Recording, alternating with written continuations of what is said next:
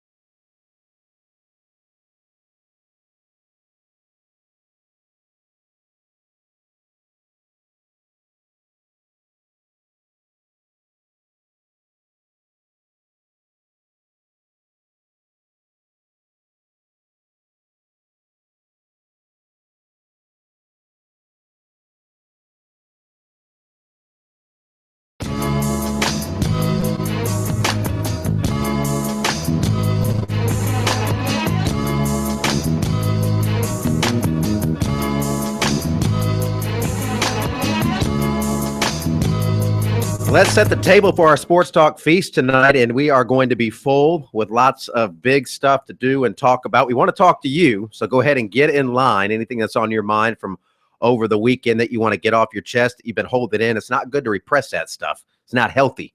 So now's your chance to call in and get it off your chest. 800-956-7266 is the toll-free number. You can hit us up on Twitter at Sports Talk SC. Drop us an email, talkback@sportstalksc.com. College basketball, women's going down. The women's hoops team going down earlier than expected anyway. But let's face it, it was just prolonging the inevitable for everybody. UConn's they're probably gonna win by 20. I mean, if you took UConn minus 20 points right now in the championship game, whoever they're playing, you would probably not take that bet unless you were laying the points. You would lay the points. Mississippi State has a good team. They're young, but they go down by 60. And I go back to what I said before. I think UConn is a tremendous team, but I think they actually 20 points is worth mental. I think teams take the floor fearing UConn, and that beats you. Did you see the quote by Gino Auriemma saying that, well, if you don't like the way we play and we blowing out teams, don't watch it. Mm-hmm. Nobody complained. Oh, he doesn't apologize. Nobody complained about Tiger dominating golf. They said it was good for golf. So why would the women's team dominating college basketball don't blame be good him for the women? He doesn't apologize. And after they drummed South Carolina and Columbia, and somebody asked him if he was surprised, he answered very candidly, "Nope, this is what we do." I mean, that's what he's been doing there. So that's UConn. So South Carolina's done. A great season, but certainly a disappointing finish. I kind of got the feel with South Carolina, even earlier in the year, watching them against Kentucky and against UConn. They weren't quite the team they were a year ago. Just maybe it was Welsh and that leadership they were missing. They just didn't quite have it and folded, quite frankly, a little bit in that fourth quarter when things turned the other way. Syracuse did to them. The two teams from Syracuse, the men's and the women's team, won in very similar fashions in those two games over the weekend. Oh, yeah. And the key point to that game, and we saw it early on, was that Syracuse threw haymakers at South Carolina. They were very physical. South Carolina, like all teams that prefer maybe a little bit finesse at times, except for the two inside players, they started to retaliate, and then, of course, referees see the second thing, and so they got into foul trouble. And I said, Syracuse has them playing at their pace because they wanted to get physical, slow the game down, and they won the basketball game. Hats off to them. But people don't understand that South Carolina and their coaching staff is in a better place now than they were before, because the team now realizes what UConn has already figured out, that the worst enemy on your team is you, because when you fail to push your feeling and what you want to do on the other team, you're going to lose the basketball game. That's why UConn takes control early and don't even give you a chance to figure out that you have a chance to beat them. All right, what do we have for you tonight? Again, we have a lot. We are going to pass along some news here again out of the USC camp. A lot of things happening there in terms of news today that we will send your direction in just a moment. Clemson is wrapping up practice. They might be done by now. We'll hear from Dabo Swinney, I believe, today, and we'll pass that along later in the show. USC pitching coach Jerry Myers will join us in hour number 2. The Gamecocks, wow, another sweep for them. 6-0 in SEC play, best conference SEC start anyway in school history for them. They are ranked as high as second in a poll today. That's collegiate baseball, top 5 in D1 baseball, number 7 in Baseball America. Just an impressive start for USC. They've won 13 in a row. They are clicking on all cylinders right now, and Chad Holbrook has his group humming. They'll play the College of Charleston tomorrow and then go on the road to face Vanderbilt, another top 5 team. And it's not like they're loading up on the bottom feeders in the SEC. They beat a top 20 Arkansas team in Columbia 2 weeks ago and went to Oxford and swept, at the time, a top 10 consensus, top 10 Ole Miss team. Very impressive what the Gamecocks are doing. Yeah, I watched the game on Saturday, and if I'm not mistaken, I think the count was well over 10,000 people. They're the largest crowd in Ole Miss baseball history Saturday.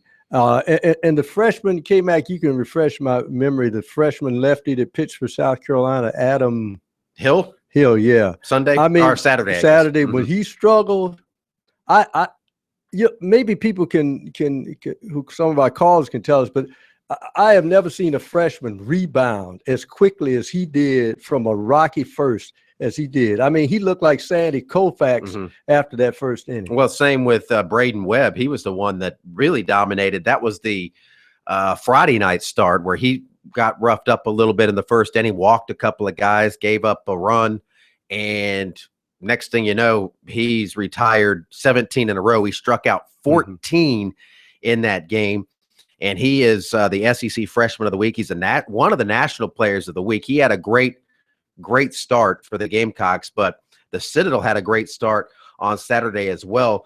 They have a lefty, J.P. Sears, who's another Louisville Slugger National Player of the Week. He struck out 19 hitters Friday night, and that's just one shy of the Bulldogs' school record. So that was pretty impressive, too. So some great pitching from those two. Clemson, really rough weekend for them down in Coral Gables. They lost on Friday night, really a heartbreaker. They're down 7-2 going into the ninth inning. They rally, take an 8-7 lead after scoring 5 runs in the top of the ninth to take the lead. 6 runs, I guess it was, top of the ninth to take the lead, and then they give up a 2-run homer in the bottom, and they lose it. Saturday, they lose in extra innings, and Sunday, they just were doubled up by Miami, so they fall on the wrong end of a sweep there. They're still ranked this week. They did slide down in a few spots. We'll give you the full update on the polls, where USC stands, where Clemson stands here right now, as a matter of fact, as we jump into a quick news notes for you. Then we'll get into your phone calls, so go ahead and reach out and grab a line, because I do want to take phone calls tonight. I mentioned USC moving up in the polls. The Gamecocks are number 2 in collegiate baseball. That's up significantly from last week, where they were 13th a week ago. D1Baseball.com has them number 5, and Baseball America has them 7th. Clemson this week, they are 17th in collegiate baseball. D1 Baseball dropped them 2 spots to 14th. Baseball America dropped them out of the top 25. Clemson plays Furman tomorrow at Fluor Field. USC at home against the College of Charleston. Texas A&M, by the way, your top-ranked team in all 3 of those major polls. Mention the notes out of USC. Few things here to pass along. Today, Will Muschamp spoke at the Columbia Rotary Club. Josh Kendall, the state newspaper, was there and passed along a few of the things that Muschamp said. Apparently, he talked for about 30 minutes to the Rotary group, and he said that freshman Brandon McElwain and former walk-on Perry Orth have emerged as the front runners for USC's starting quarterback. That's a battle that he expects to carry on throughout the summer. Now, if you missed it, this weekend, Perry Orth broke his collarbone in practice, so he's done for the spring. No more Perry Orth.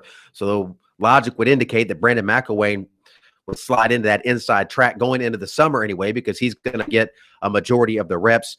You still have Connor Mitch in there and Michael Skarnecki. Right now, according to Muschamp, those two, McElwain and Orth, have emerged as your 2 front runners. Lorenzo Nunez has been out for the past week with the sprained knee. He could be back at some point this week. We'll see. So that's a battle that will be waging on throughout the summer. But he says he wants somebody that can move around a little bit and use his legs. That would be Brandon McElwain, more so than Perry Orth, who can run a little bit. Orth did scramble around some, but he's not what you would call a runner. But he likes Orth's leadership ability. He likes the way he handles the team, and he likes a lot of the ability of McElwain. A couple more thoughts on that coming up. I want to pass along another note, though, out of USC. Defensive back Darren Smalls has, according to multiple reports, left the football program. Somerville High product, never played a snap at USC, injured his knee in high school, enrolled late, and then just didn't get on the field. Wasn't on the depth chart. So redshirted. He redshirted, wasn't on the depth chart. 6th scholarship player to leave the Gamecocks program since Will Muschamp took over. All right, we're going to hit a break. Your phone calls and more coming up here on Sports Talk.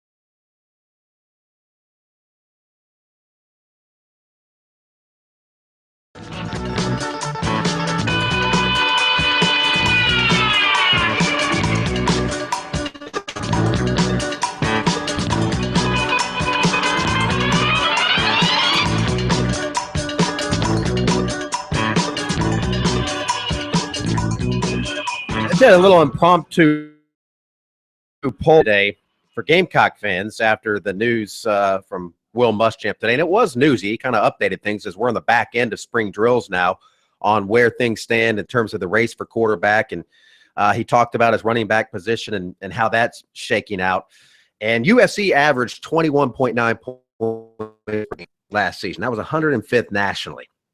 And the question is, will they be better this year offensively than they were last year in terms of points per game? And 79% of the people voting said yes, and 21% say no, because I think South Carolina is going to be vastly improved on the defensive side of the ball. I think they're going to be a much better defense. I'm not saying they're going to be a top 10 nationally ranked defense, but they're going to be a vastly improved defense, and they don't.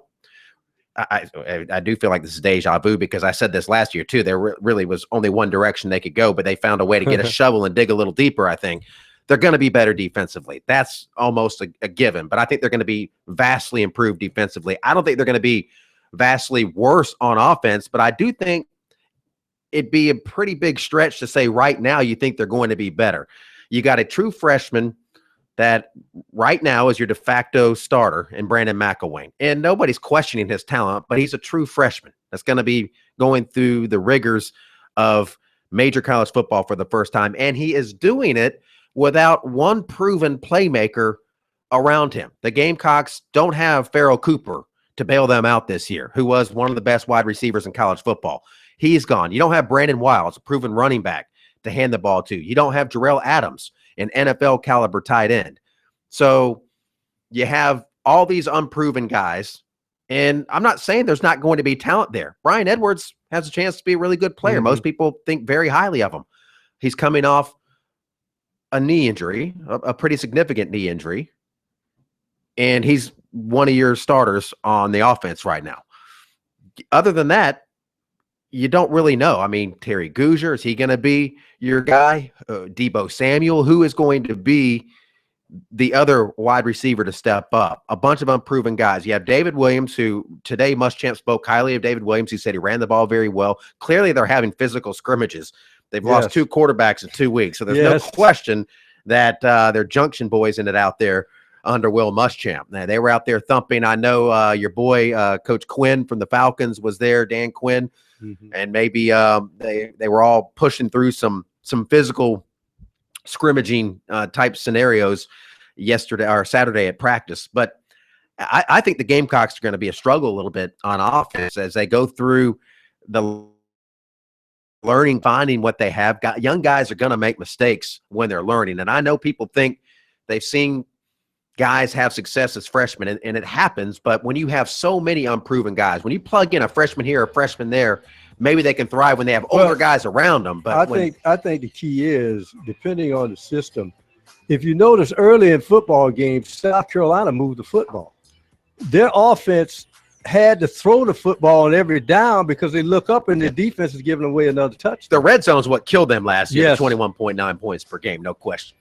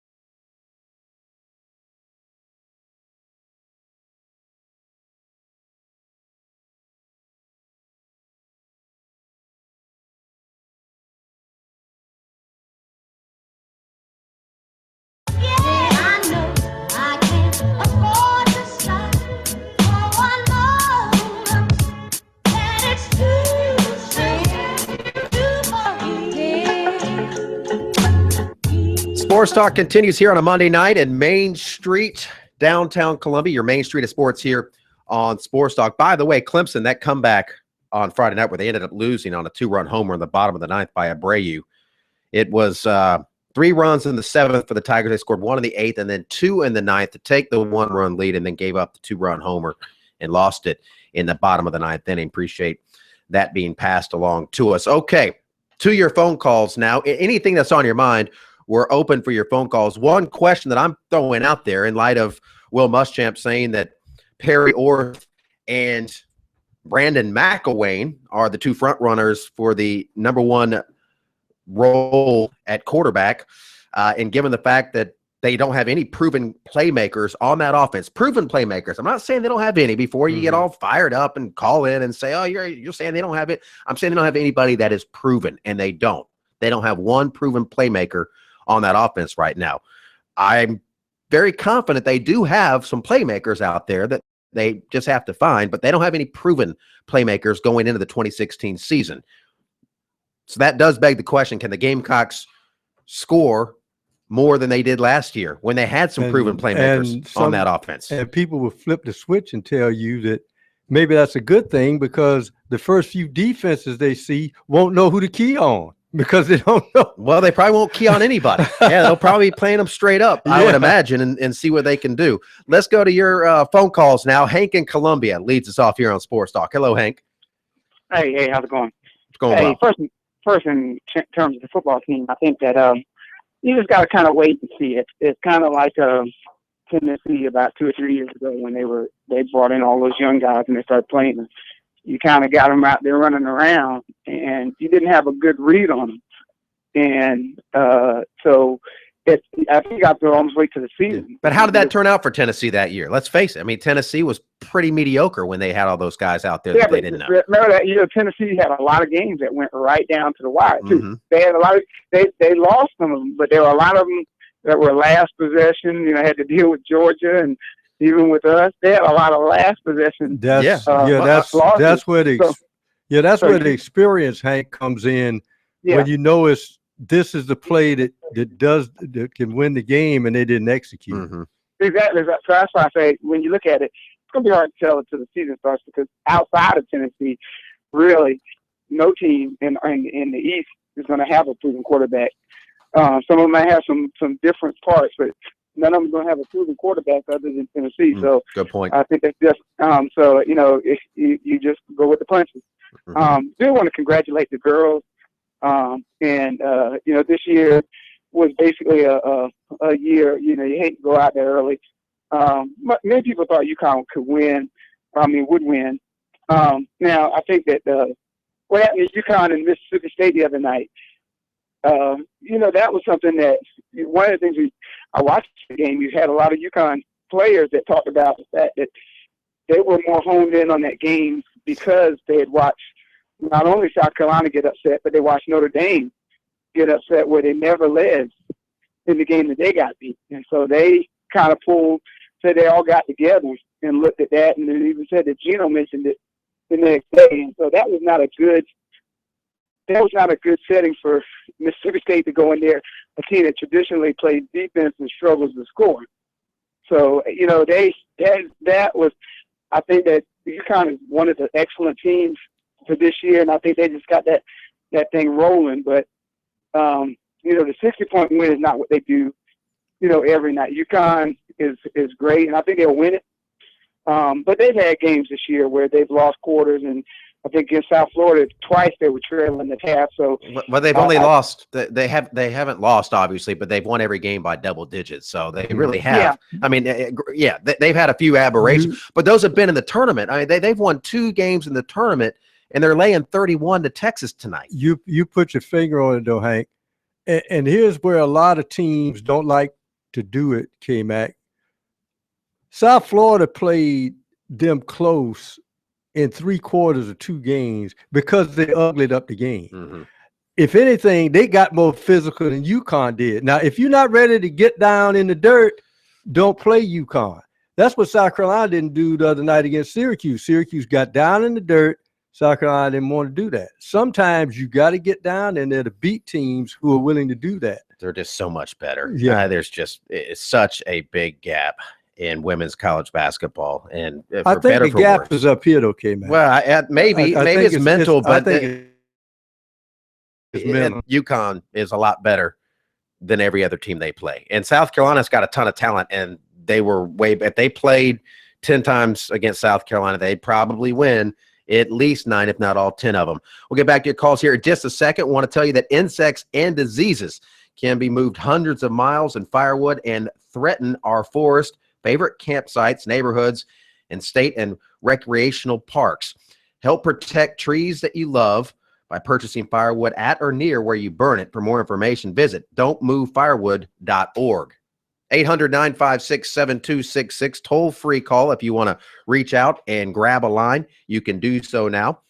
You can also hit us up via Twitter at SportsTalkSC if you're into the whole brevity thing, or if you want to get a little more long-winded and you're shy and don't like talking on the radio, you can drop us an email, talkback@sportstalksc.com. You can visit us on the website, sportstalksc.com. All sorts of news and notes and recruiting for you there. And Corn is off tonight. We might have some recruiting. We might actually have some recruiting. That's a teaser for you. I don't even know if we're going to have recruiting. Corn might send some along from whatever tropical beach he's sitting on right now, but we don't have it as of yet. But I would suspect, and then we're on Corn Blue time. We'll probably get it. We'll do it at about 5 till 7. We'll probably get it about 6 till 7. So stay tuned for that. We talked a little bit about the women's basketball team. Disappointing finish of the season, obviously, but some better news for USC today in terms of postseason honors. Asia Wilson, a first-team AP All-American for the sophomore, and the Gamecocks also had Tiffany Mitchell, the senior guard, who they'll miss a lot next season. She's been kind of their heart and soul for the past few seasons. She made the second team. Elena Coates made honorable mention. Oh, okay. And of course, mentioning basketball, we know that SEC men brought in some good coaches this year. When you look at Rick Barnes coming from Texas, 17 years at Texas, had him in the tournament, had Clemson in the tournament as well. It looked like he had Clemson rolling when he was there in Tiger Town. And Ben Howland, of course, took UCLA to 3 Final Fours, took Pittsburgh to the NC. Now he's at Mississippi State. But when you start losing people, Billy Donovan is now with Oklahoma City Thunder, and now Kevin Stallings over the weekend bolting Vandy for Pittsburgh. That's interesting. Where one of his top recruits at Vandy, Shelton Jeter, is back at Pittsburgh, so he follows his recruit. That's what Pittsburgh got to do, and he was kind of feeling a little heat there at Vanderbilt. Yes. So that might be the right move for him. A good job there at Pitt. Back to the phones we go. Billy's in Surfside. Hello, Billy. How you doing? You got to be doing great. You're at Surfside on a beautiful spring day. Oh, yeah, absolutely, K-Mac. Hey, I was going to get your comment. First of all, real quick on baseball, I don't think the world's ending with Bonnie Lee's first year at Clemson. I think they've ran into a dang good team in Coral Gables. And, I mean, Miami's not shabby. Let's not kid ourselves here. And Clemson, was made the ESPN highlights for the wrong reasons this time. I know last week they were highlights plays where left Clemson fielder made a good play. Mm-hmm. Yeah. So, but anyway, hey, Monty Lee he's fantastic. Clemson will get it back together, and I love what he's doing his first year set there. Hey, Mike, let me ask you something. Did he continue that real quick before I make my basketball comment? Is he up to 20 or 21 games now? I haven't had a chance to look today. Has he got his hit streak still alive? Or? That's a good question. I'll have to go back and look at the box scores. I'm not sure. I mean, he had one Friday. I'll have to check. I don't know if he had one yesterday. I'll have to see if he still got that hitting streak alive. He's been very impressive. And you're right. There is no need to panic if you're Clemson. They're 5-4 in the ACC. They lost 3 games at Miami, but 2 of them they easily could have won. They lost them in the final inning.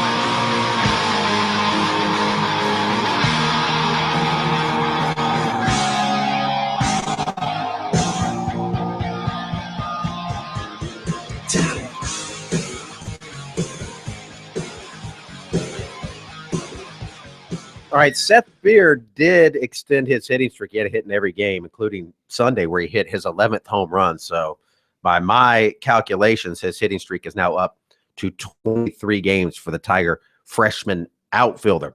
Let's let Billy, I think he had one more question as we hit the hard break there, a basketball question, Billy, that you wanted to send our direction. Yeah, well, I was going to let you comment on it. K-Mac, I know it's set with 4 teams now, but when I look at North Carolina and that front court that they've got, if they get anything from Marcus Page, Barry, especially Marcus Page, seems like he's got that swag back where he's shooting and he kind of came into his own. But if they get anything from Kennedy Meeks, Joel James, Isaiah Higgs, and then, you rotate Bryce Johnson, that's a hell of a rotation. You get that on the front court, I think North Carolina's just going to be too deep. I know Buddy Hield's playing best basketball in this tournament as far as shooting. He's a fantastic player, but I just really think it's North Carolina. Jim Boeheim has done a fantastic job, getting his team where it's at. I know they play that tricky zone, but I think North Carolina's already beaten them twice, and I just think it's I think by the time it's said and done, out of these 4 teams, it looks like the Tar Heels are going to probably end up cutting the nets down just because of that depth. If you would comment on that, you and Professor, I appreciate it. Y'all have a good one, guys. Yeah. The front court of North Carolina is just tremendous. K-Mac, the only team, sometimes there's a certain kryptonite that has to happen for you to beat a team like North Carolina. And the only team I see carrying at least anything that looks like that kryptonite is when Villanova goes to that 4-guard offense. And all of them can shoot, all of them can handle, and they go with the big guy inside, and they're a tough out. North Carolina, that's the one team that North Carolina, I think, will try to hammer it down low on, is Villanova, which means that their offense has to slow down a little bit because North Carolina likes to press you and push the tempo. So the only team I think they even have a modicum of a chance to upset North Carolina is Villanova. Speaking of our picks, let's check the Sports Talk bracket challenge. Standings are looking here to go to the Final Four. Yeah. The Palmetto State Sports Talk pool on the tournament challenge powered by ESPN here. Let's see. Rube Man is number 1. Whoever Rube Man is, if you're out there listening to us, congratulations. You are leading the Sports Talk bracket right now. And in the number 2 spot, that would be yours truly in the number 2 spot. But I picked North Carolina to win it, and so did Rube Man, and he's got 870 points right now. I'm sitting on 820. I haven't really broken down his bracket, but it seems like it might be difficult for me to catch him with us both picking the same national champion. Let's see who else is of note in our bracket. Oh, there's producer bracket, Larkin Belton. He's out there in 4th place. He also picked North Carolina to win it all, so he could move up in the standings a little bit because the guy ahead of him in 3rd, Diddy 2 Kickball. I love these names. Pick Michigan State. I don't know who this guy tied for 6th is. Corn is king of all time. Who could that possibly be? Corn is king of all time. He also picked North Carolina. He has 760 points, so he's 120 behind the leader. He's not going to win it. So there you go. And Pro did not I didn't grace us with his bracket. I had North Carolina and Kansas with North Carolina winning, but Kansas I thought would get there. I thought Kansas would get there too. I had the Kansas OU rematch. I have North Carolina playing Oklahoma in my championship game in my bracket, so that's still intact. But Michigan State and Kansas were the 2 teams that I picked to go to the Final Four that did not make it. I really wanted to see Oklahoma and Kansas play again. That triple overtime game was the best game of the season. The old Danny Manning and Mookie Blaylock championship game when Kansas played Oklahoma in all Big 12 championship game. I can recall this on our website. We have a report last night. Kornblut had an exclusive report updating the contract negotiations between Frank Martin and USC. And according to a source close to those negotiations, Frank Martin and Ray Tanner did speak late last week on Thursday, and the two are scheduled to speak again tomorrow as they try to hammer out a new contract. Martin has just finished year 4 of a 6-year contract. He made $2.1 million last year. I could get a little bit more with the APR and the ticket sales, etc. Martin's name has been rumored and connected to a few potential job openings, but according to the source, there's been no contact between Martin and any other school at this point. So talks ongoing between Frank Martin and Ray Tanner and will continue tomorrow, according to a source. You can get that story at sportstalksc.com. Recruiting is coming up. Stay tuned.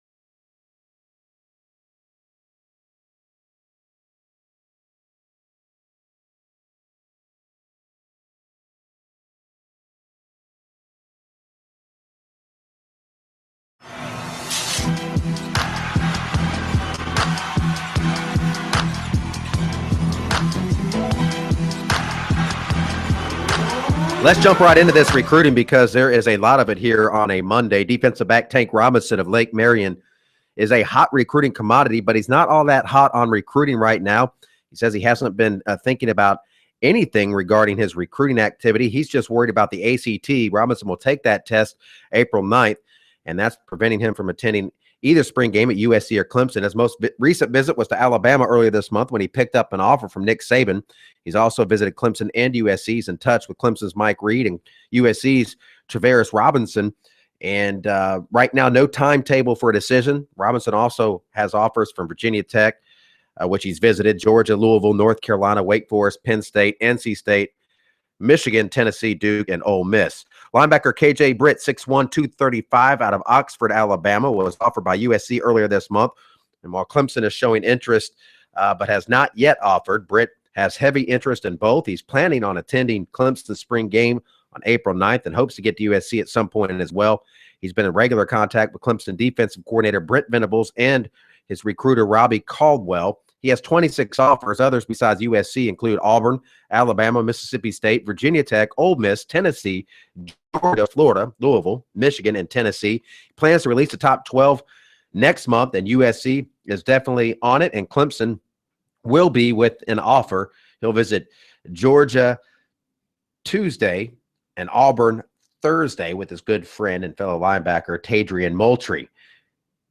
Moultrie said he was offered earlier this year by Clemson. Hasn't heard anything from the Tigers since. He has offers from Alabama, Auburn, Georgia, Mississippi State, and Troy. Running back Devin Darrington, 5'11", 190 out of Bel Air, Maryland, visited USC Friday for spring practice. He has not been offered by the Gamecocks, but there's interest there both ways. USC has a strong interest, and he plans on being back in June for camp He's also visited Auburn, Syracuse, and Rutgers. Last season, he rushed for 1,314 yards with 1,524 all-purpose yards. He scored 16 touchdowns. Tight end, defensive end Hamp Gibbs, 6'3", 254 of Augusta, was at USC's practice Friday for a look-see for both him and the coaching staff. And he talked and met with his position coach for defensive ends. That would be Coach Lance Thompson. He also talked with several other coaches for a while after practice. Coach Thompson seemed impressed, but obviously they want to see some of his film, according to him. And Gibbs has visited NC State twice, likes the Wolfpack, also getting interest from Harvard, Princeton, and Columbia. Offensive lineman Andrew Thomas and his teammate 2018 offensive lineman Jamari Saylor of Atlanta were at Clemson's practice Monday, along with 2018 quarterback Tanner McGee. Clemson offered 2018 defensive back A.J. Litton of Upper Marlboro, Maryland. Wide receiver Ortre Smith of Wando and his mother visited USC Saturday to watch the spring practice scrimmage. He plans to visit North Carolina Friday. Defensive back Hazma Nasruddin of Concord, North Carolina, will be at USC Tuesday for a visit and to watch practice. USC target Josiah Coatney of Holmes Junior College, Mississippi, was offered Sunday night by Texas A&M. A few other notes I'll get to after the top of the break. We'll wrap up recruiting. Plenty more here in hour number 2 of Sports Talk.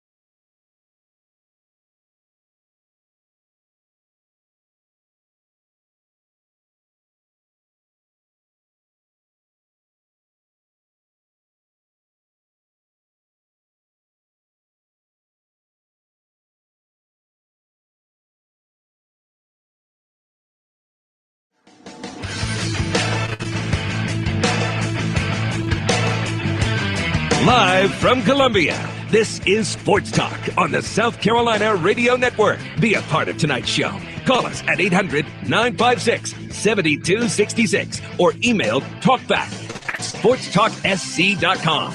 Now, here are your hosts for Sports Talk, Phil Kornbluth, Kevin McCrary, and Tom Hayes. Hour number 2 of Sports Talk is here and at your service. Kevin McCrary and the Professor Tom Hayes, Larkin Belton behind the glass, pushing all of the buttons tonight. Phil Kornbluth enjoying another night off. He'll be back with us tomorrow night here in our beautiful downtown Columbia studios. We have a busy second hour coming your way. In our next segment, we'll be joined by USC pitching coach Jerry Myers, the Gamecocks. A 6-0 start in SEC play. They have the College of Charleston tomorrow. And then back to conference play as they'll hit the road and head to the Music City to take on Nashville this weekend at battle of top 5 teams. All right, let's finish up with recruiting. A few other notes to pass along. We ran out of time there. At our defensive back, Hamza Nasruddin of Concord, North Carolina, made a visit to USC today, was there all day, and returned home this evening. So he is on his way back after visiting the Gamecocks all day today. You have James Houston V of Plantation, Florida. He visited Clemson Friday. Kassan Wilson of Waldorf, Maryland, plans to visit Clemson this weekend. 2019 athlete Deshaun Sheffield of St. Simons Island, Georgia, was offered by Clemson Friday and USC Saturday on visits to the two schools. Defensive end Justin Thomas of Spanish Fort, Alabama, visited USC Saturday. He offered 2019 athlete Blake Henson of Deltona, Florida. His brother is a USC signee. That's Evan Henson. Athlete Tracy Richardson of South Aiken visited Colorado State Saturday. He's a Southern Miss commit. USC target defensive end Alec Jackson of Montgomery, Alabama, was offered by Alabama Friday and Auburn Saturday while on visits. Jackson also picked up a Kentucky offer Friday. USC target wide receiver Jeremiah Holloman of Covington, Georgia, visited Auburn Friday. USC target offensive lineman Victor Beach of Fort Myers, Florida, will visit NC State April 8th and UNC April 9th. He's also visited USC. Clemson target defensive end Jordan Williams of Virginia Beach visited Virginia Saturday. Defensive end Logan Rudolph of Northwestern visited Alabama Friday. He's also a USC target.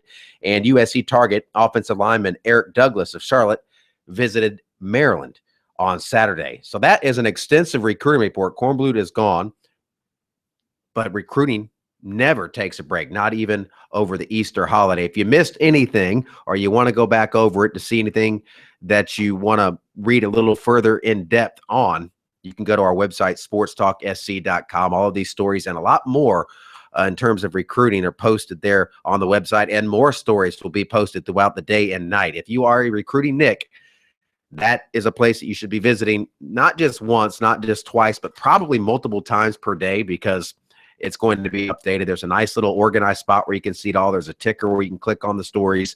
So really good stuff there at sportstalksc.com. We're going to talk a little baseball with USC pitching coach Jerry Myers coming up on the other side of the break as we roll through your Monday episode of Sports Talk here on South Carolina Radio Network.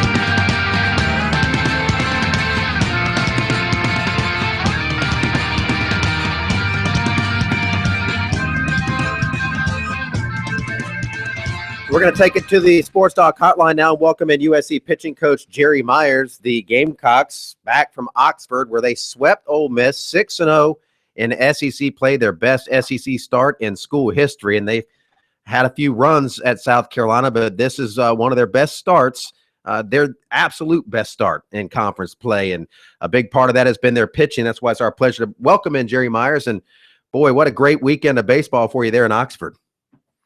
Yeah, guys. It was a good weekend, and we had an opportunity to play a really good club. That we kind of got some momentum going on Friday, and our guys, for the most part, played well in all three facets of the game. And we had some things go our way, and we had some things that we created. So it was a good weekend all in all. Hopefully, we can keep it rolling a little bit. Yeah, I mean, well, you got a lot of great performances. Where do you start? I guess we have to start with Braden Webb and that gem that he threw. I got a little roughed up. Well, that might be a little strong of a statement, but he was a little shaky there at the start. And I know his command has been one of his issues, and he walked a couple of guys, and that ended up costing him. And it looked like he might be in for a tough night, but boy, he really rebounded. I think he got the next 17 out, struck out 14.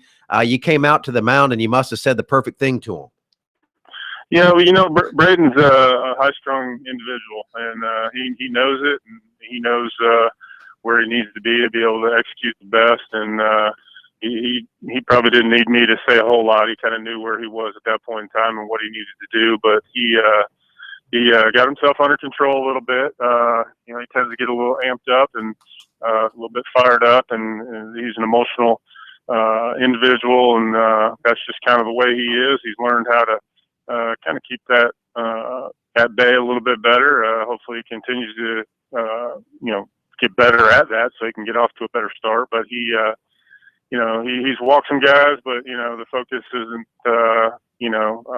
all on that. It's about what he's been able to do when he's been productive, and when he locates well, he hasn't been touched up too badly, and for the most part he's going to be very, very competitive, even when he's not commanding it perfectly. But he got through a good stretch there, had a really good run where he was in total command of what he was doing for the most part, and it was big for us. Well, tell us this: as far as the team is concerned, as you said, it was a total team effort. When you got guys who come to the plate aggressive with a plan, hitting the baseball, psychologically, how does that help your young hurlers, especially the freshmen, when they go out to the hill, knowing that they got offense behind them?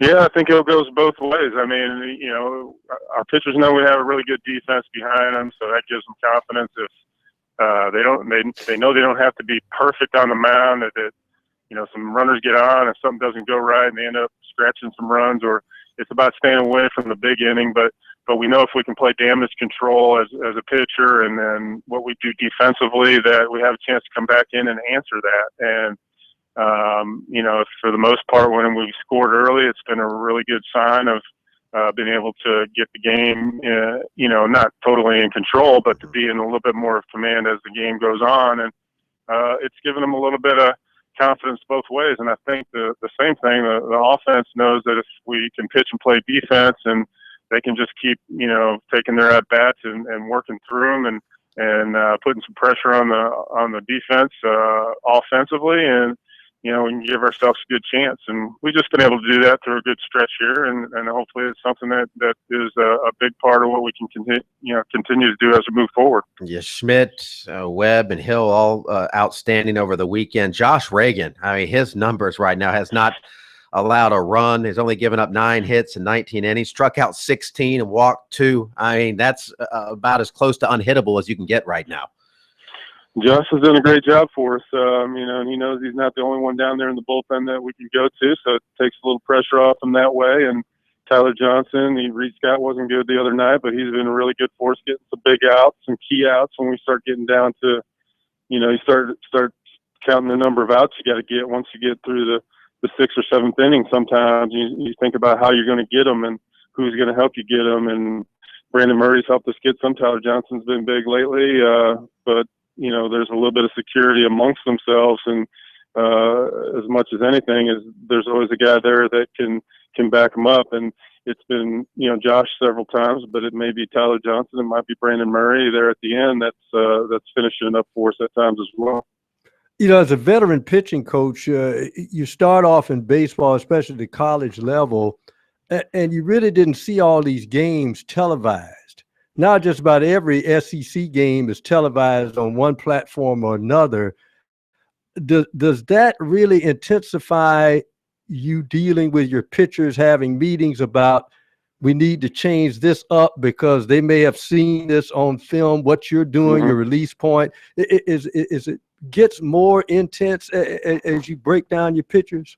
Exactly, you're right. It definitely does, and it works both ways. I love it. I love the fact that we can get all kinds of video on the other team. We can look at their tendencies. We can look and see if he's tipping pitches. We can look and see how hitters handle different locations off of maybe a similar pitcher that we're going to throw against them, and all those kind of things. I love from a scouting standpoint, but at the same time, we have to be very aware of the signs that we're doing with the runner on second base, the camera angles, seeing if one of our pitchers is tipping a pitch from the side, and the catcher sets up, and everything else that goes into it that you can see when you're watching as many games as we have on TV. But it's great. It's great for the game. It's great for the coaches to get a chance to analyze it. It's good for the players to get more in depth on being able to actually get a feel. We have our hitters go through, and not necessarily with a fine-tooth comb or anything, but go through and get a feel for what their hitters look like, and watch them a couple times through the lineup, and not necessarily studying, because it's an ever-changing thing, but not necessarily studying every hitter and every at-bat, but just getting a feel for this is where he is in the box. This is what this guy looks like. He looks like a good runner. He handled this pitch okay, and a lot goes into it, and it's changed a lot from when I used to try to get lucky and maybe get one VHS tape with a team on it or something like that. Talking with USC pitching coach Jerry Myers, the Gamecocks back at it tomorrow night at home against the College of Charleston, a solid non-conference in-state matchup. Do you guys know who you're going to start on the mound tomorrow? Coach and I are going to talk again tonight, but we got to narrow it down. I mean, Coley Bowers started last week and hit a rough patch in about third inning. We're thinking about Coley Bowers or Tyler Haswell, who's done a good job in the pen for us and hasn't thrown much lately, so he's fresh and had a few starts under his belt last year. And Taylor Widener was going to be in that mix as well. He had it wasn't a bulging disc, but he had a little bit of a back spasm issue, to put it simply, last week. That's why he didn't go on the trip with us, but he's feeling better, and you could see him in the game, but we're not sure if we're going to start him, so we have to talk about it a little bit more tonight. But one of those three, and Haswell might be the one that gets the ball. He hasn't been out there in a while. Now, Widener, so he might be available tomorrow, but maybe not to start. Do you think when he does get healthy again, is he going to remain a starter? Or is he a guy that might move to the bullpen? If he can, it's a two-way answer there. One of the reasons we want to see him out of the pen is because he was out of the pen last year and was very good there. I want to see if this stuff kind of plays up if he comes out of the pen, and he can maybe turn that aggressive meter up a little bit if he comes in out of the pen for us. And at the same time too, if our starting situation can remain fairly solid, then maybe he can give us a boost in the pen at some point in time too. It's still spot start because he's done both, and we got a couple of versatile guys like that. But to be honest with you, I'm leaning towards wanting to see him work out of the pen a little bit. I want to make sure he's fully healthy after having some back issues last week, and so you may see him out of the pen tomorrow if he's feeling fine. We appreciate it as always, Coach. Good luck tomorrow. Good luck this weekend as you go up to Nashville, right back into the Lions Den in SEC play. We do appreciate you joining us, though. Okay, guys. You guys take care. All right, Jerry Myers joining us there, and we appreciate that as always. Quick timeout. More sports talk to come.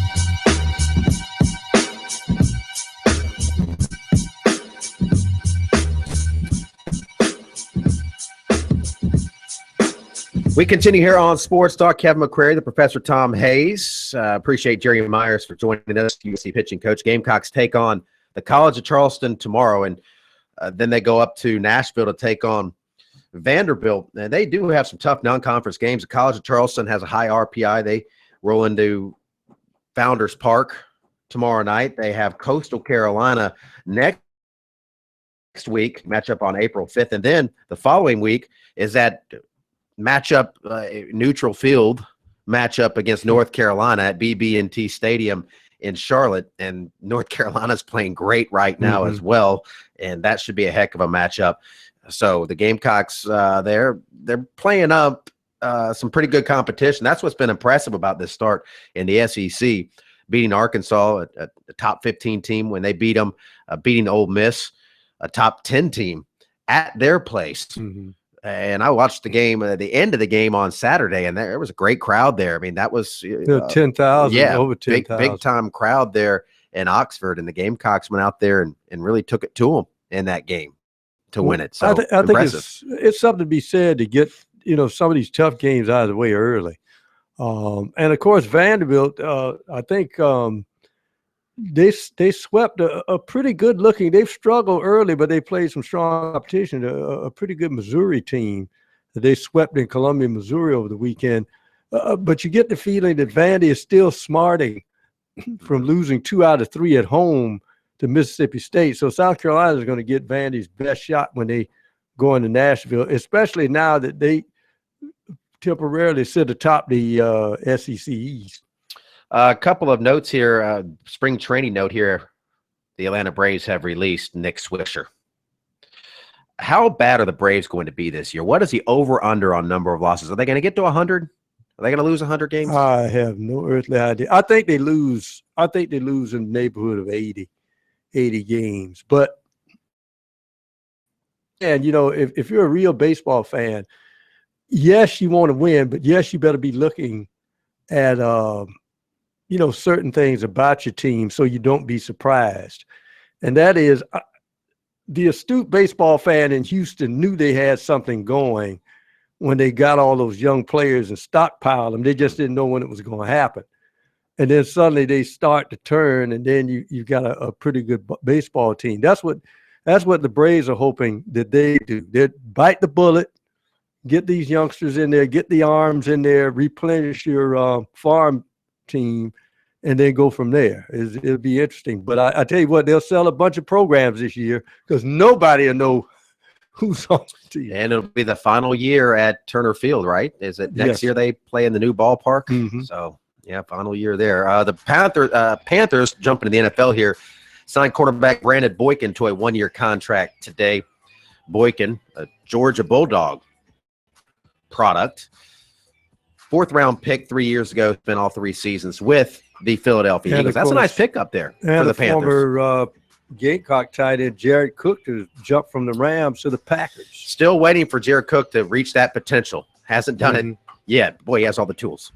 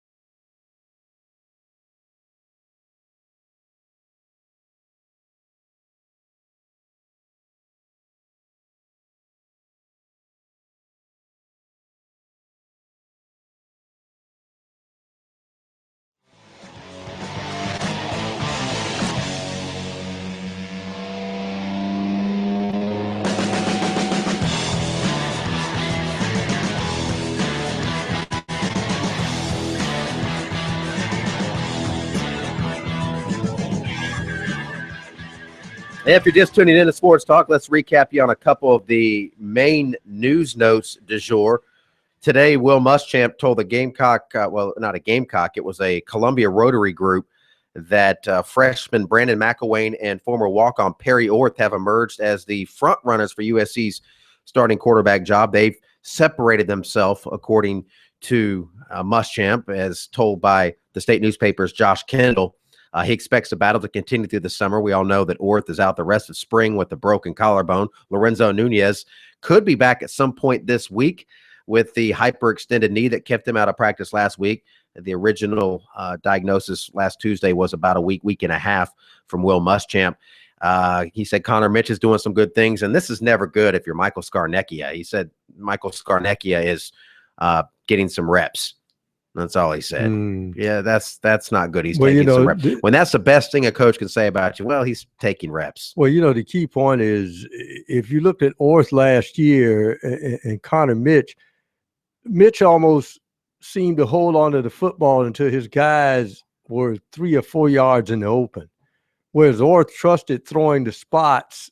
And one of his sins was when the adrenaline started pumping, everything was wild high, just like a relief pitcher that walks in a run. And that's what cost him in some games when he was wild high with throws. Oh, yeah, he missed some throws in that first half against Clemson that I'm sure he wishes he could have back. Clemson really opened the door for South Carolina to make some noise, but that's such an important position for that reason. And that's one of the criticisms of Perry Orth that I've heard people say about him is he's a great kid, works hard. No one's going to outwork him, but he doesn't know his limitations. He tries to make plays that he's not capable of making, and that'll get you beat. He made a play against Kentucky that he shouldn't have made on first down, an interception on the Gamecocks' last offensive possession. He takes a bite out of that ball, runs and gets 8 yards. You live to play another down. He threw across his body. It was intercepted. Clemson, the Gamecocks are going in, a chance to take maybe a 2-score lead. It's first down, makes a throw all the way across the field, intercepted. Those are the plays you just can't make. He doesn't have the arm to make those plays. So take what you can get. And sometimes that's a dangerous thing when you have a guy that is trying to make a play that he's not capable of making. But Orth, and I'm not trying to beat up on Orth. I think he played outstanding last year, given the circumstances and given where he's from and how his story's great. And I think he's an asset to have on your roster.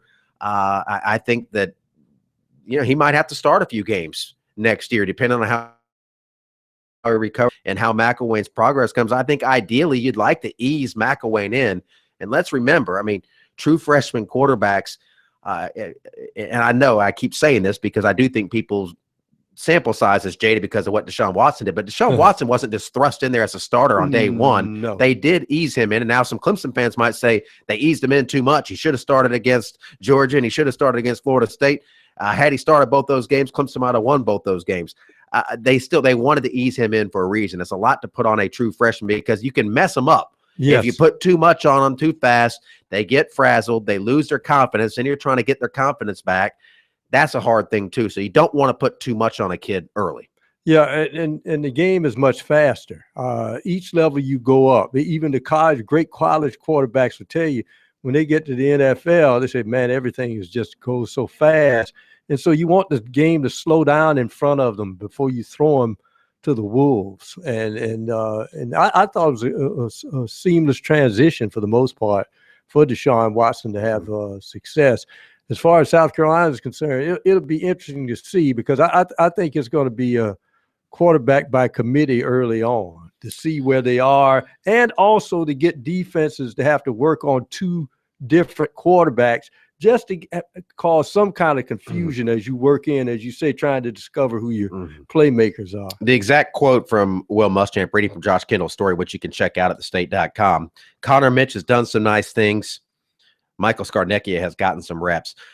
Connor Mitch, this is a guy, 4-star recruit out of Raleigh, and just threw the ball all over the field in high school, was a starting quarterback, won the job last year, beat North Carolina in the opener, did not play particularly well in that game, but did win the game and was in the game against Kentucky and wasn't playing particularly well when he was injured late in the first half and never got back on the field.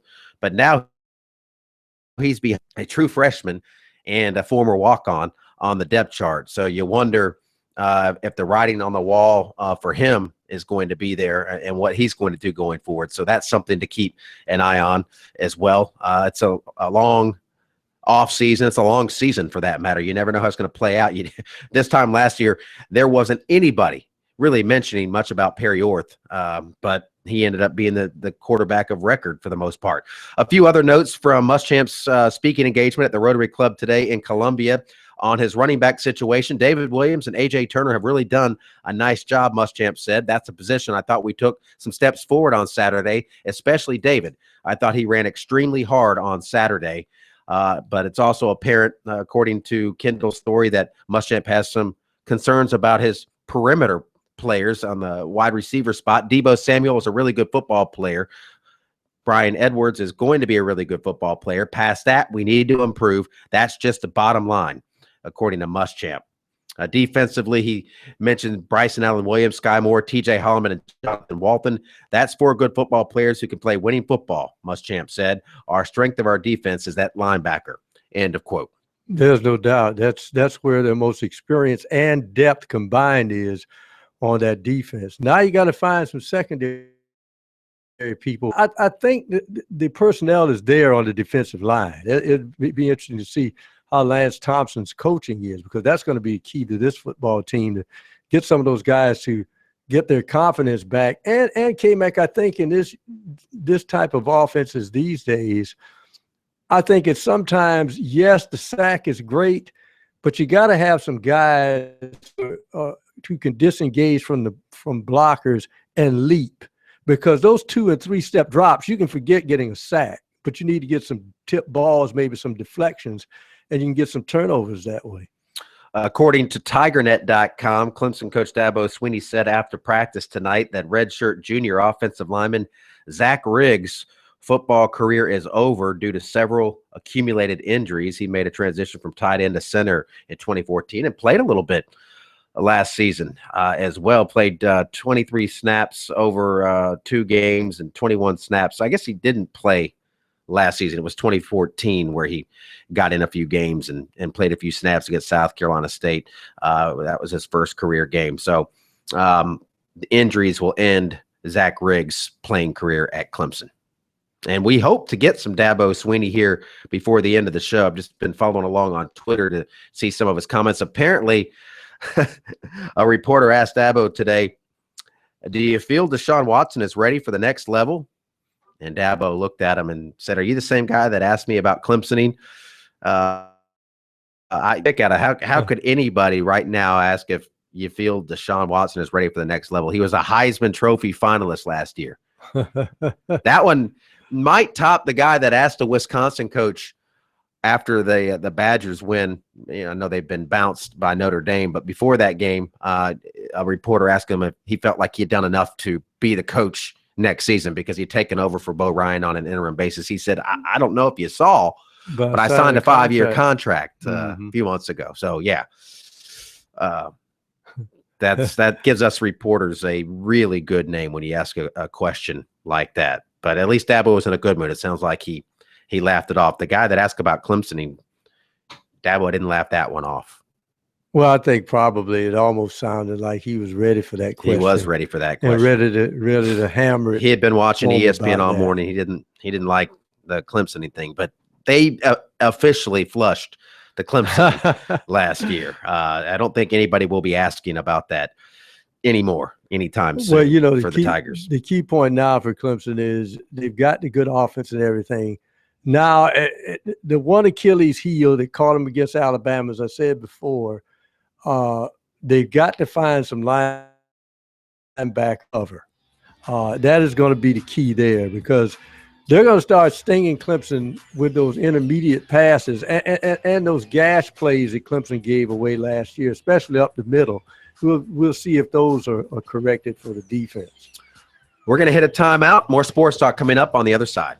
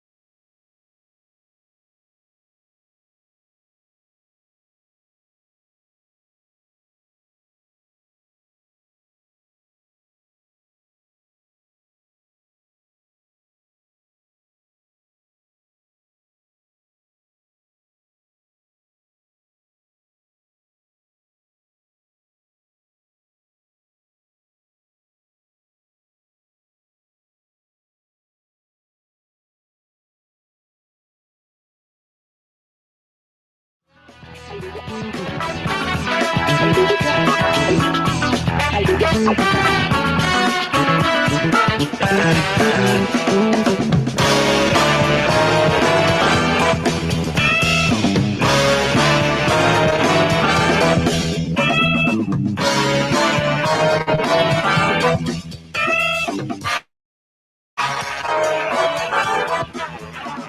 you want to join us here in our final segment or two here, our final 10 minutes or so, you can join us. 800-956-7266, toll-free call for you. UConn and Texas Pro playing right now on one of our monitors in studio, and this was tight for a while. By tight, I mean it was around a 6-7 point game, but it doesn't look like it's very tight anymore. Well, the slow bleed. Breonna Stewart, of course, is the ace in the hole or the joker if anybody else that plays whist, because she can rebound, she can block shots, she can hit the three. She runs the court like no other big woman in college basketball. So she's this team, and I think they have 4 or 5 seniors on this team. They don't know what it is but to cut down nets at the Final Four. I mean, so you're getting back to this John Wooden-esque sort of teams where you just see the name on the jersey and you think they're going to win. And this UConn team might be one of his best overall teams. So it'll be interesting. And I don't see anybody in their way right now.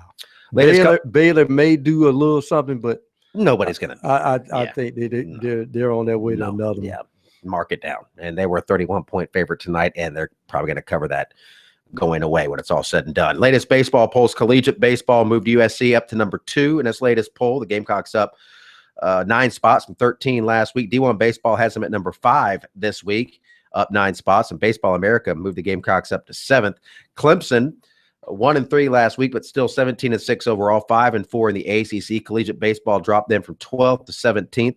D1 baseball slid them down 2 spots to 14th. Baseball America dropped them out of their top 25. The Gamecocks at home against the College of Charleston tomorrow. Clemson in Fluor Field to take on Furman tomorrow.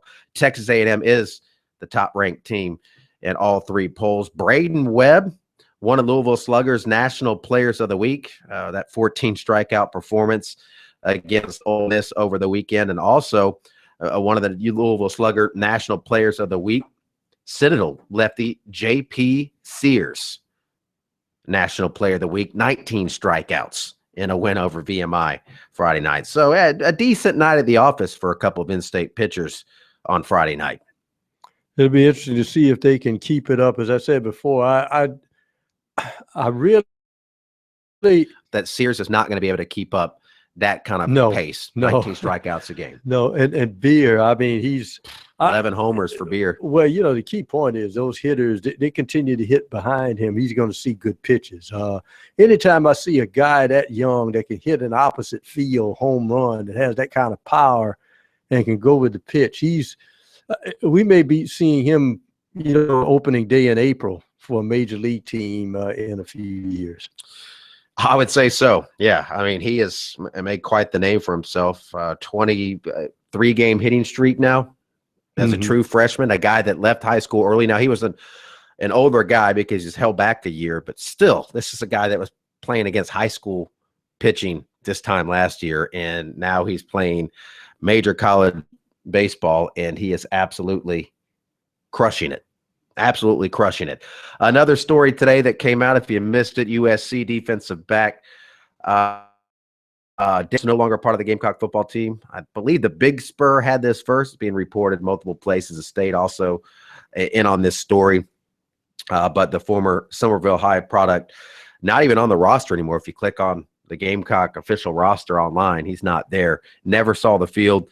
Came back from a knee injury, redshirted last year, wasn't on the too deep depth chart. And that's a position at safety that has been kind of a sore spot for Will Muschamp. He cited that as an area of concern, and it hasn't gotten a lot better for him. He has Chris Moody. He returned last week, so maybe that led to this in some way, shape, or form. Moody had originally told the team he was going to transfer. He had been honored on senior day, but had a change of heart, and he returned to practice last week. Smalls makes the 6th scholarship player to leave the Gamecock program since Muschamp took over, and that number, I can guarantee you right now, will go up after spring practice. Some guys will look around and say, okay, I don't think I'm going to play. Mm-hmm. I'm going to go somewhere else. And, of course, coaches are pretty honest with the players when they bring them in at the end of spring and talk to them and say, we don't think you have a chance to play here. And they normally will call coaches they have connections with and find them a place. And that's what good coaching is all about. Not only take care of the guys that's on your team, but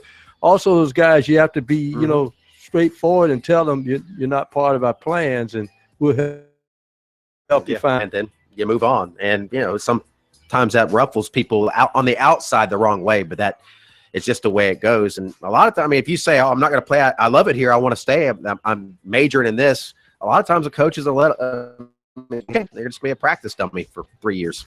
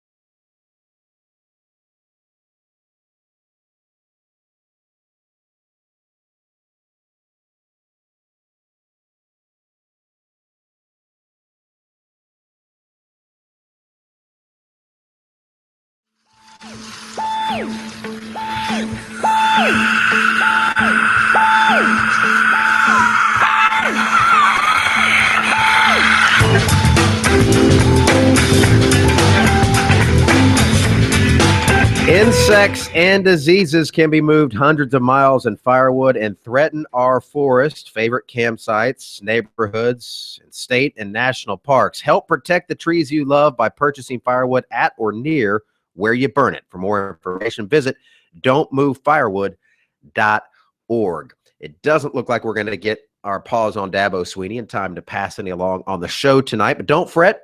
You can go to sportstalksc.com at some point here very soon. We will have that posted for you on our website, sportstalksc.com, a place for that and all sorts of other stuff. So stay tuned for that. We can't get it to you tonight. We'll also post, if you missed it, our interview with Jerry Myers from earlier tonight on our sportstalksc.com website.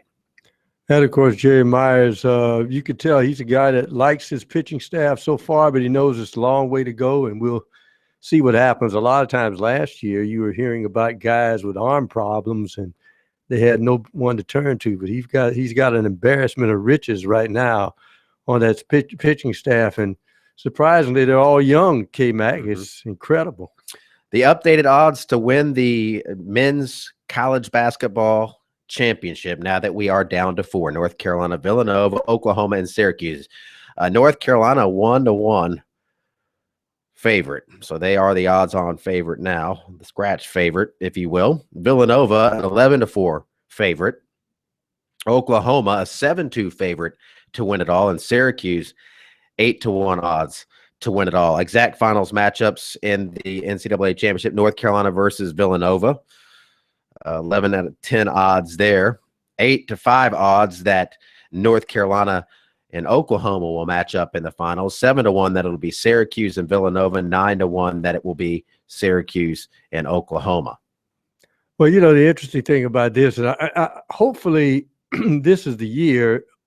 He's an understated guy, but as I've said before, Lon Kruger is a coach that people look at, and you know, he's not this big salesman as far as selling himself is concerned, but he's pretty much been successful everywhere he's been, except his one flirtation, excuse me, in the NBA with the Hawks years ago, when the Hawks tried to hire Tom Izzo, and Izzo said, don't want to do it, but then Lon Kruger did it. Here's a guy that's taken 5 teams to the NCAA tournament, 2 to the Final Four, Florida, and now Oklahoma. And somehow, I don't see it, K-Mac, in this tournament when everybody knows Buddy Hield is going to shoot, he's devised ways to get that clown open. Kruger at Illinois for a while? Yes, he took them to the tournament. So, yeah, that's 3. Took UNLV to the tournament, took his alma mater, Kansas State, to the tournament. But